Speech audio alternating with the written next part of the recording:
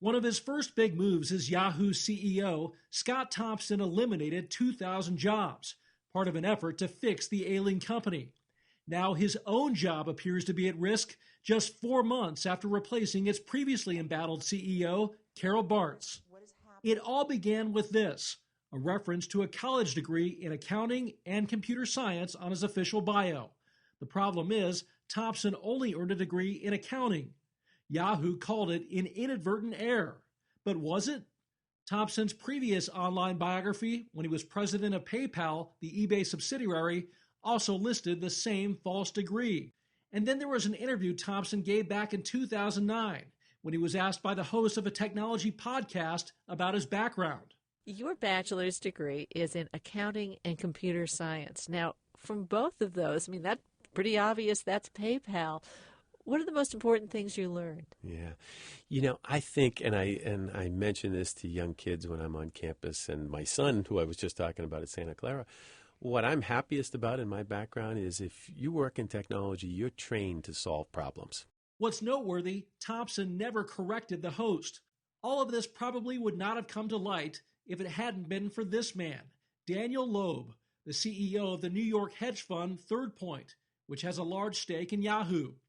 Loeb has a history of launching proxy fights with companies, and Yahoo appears to be the latest in his crosshairs. The ironic thing is that nobody in Silicon Valley cares about your resume. You know, a lot of the guys here, a lot of the founders here are college dropouts. So no one really cares about your resume unless you fabricate it.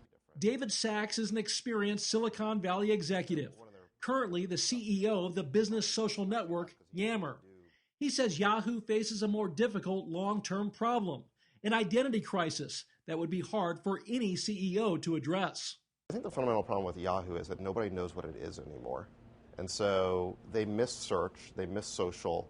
What is it that holds that property together? Is it simply browsing? That's exactly why investors like Loeb seemingly have no tolerance for more missteps.